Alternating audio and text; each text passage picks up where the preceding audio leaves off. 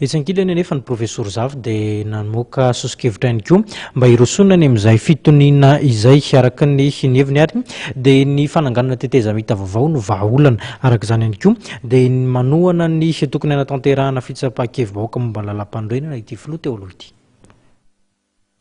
Manohana ny hametrahana tetezamita vaovao ny profesora Zafy Albert saingy nomarian'ity filoha teo aloha ity fa mbola mila fandiniana miaraka ny momba izany.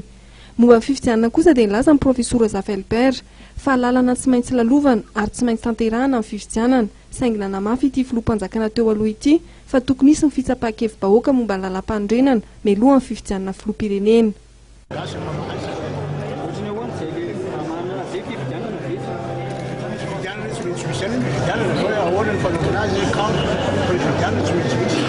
Tetezamita vaovao